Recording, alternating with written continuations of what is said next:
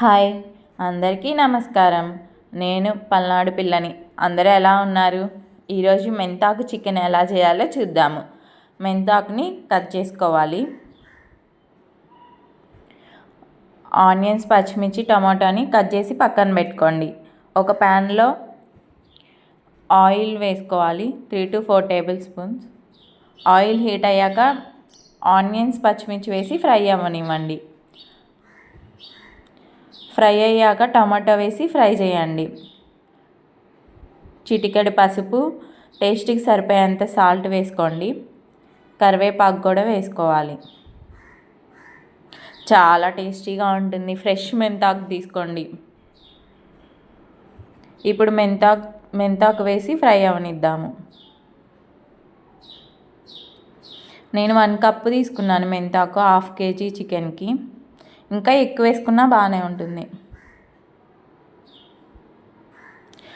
నా ఛానల్ మీకు నచ్చితే సబ్స్క్రైబ్ చేయండి. 1 tablespoon ginger garlic paste వేసుకోవాలి. బాగా కుక్ అవనివ్వండి. ఇప్పుడు చికెన్ వేసుకోవాలి. బాగా మిక్స్ చేయండి. చికెన్కి ఏమీ యాడ్ చేయాల్సిన అవసరం లేదు. నార్మల్ ప్లెయిన్ చికెనే వేసాను. ఒక 10 to 20 మినిట్స్ కుక్ అవనివ్వండి.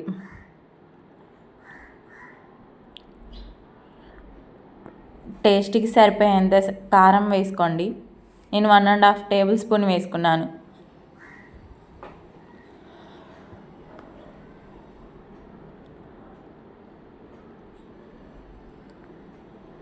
ఒక 10 మినిట్స్ కుక్ అవనివ్వండి.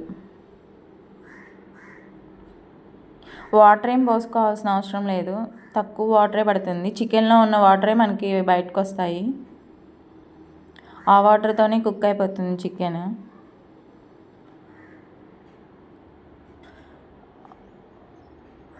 ఒక టీ గ్లాస్ పోసాను వాటరు గ్రేవీ కోసం. 1/2 టేబుల్ స్పూన్ చికెన్ మసాలా వేసుకున్నాను. 1/2 టేబుల్ స్పూన్ ధనియా పౌడర్ వేసుకోవాలి. బాగా మిక్స్ చేయండి. ఆల్మోస్ట్ దగ్గరగా అయిపోయింది.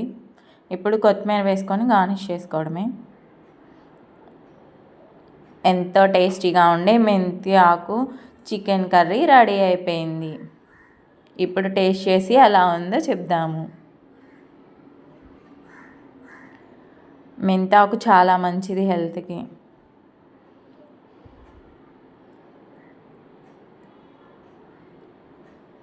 చాలా చాలా బాగుంది.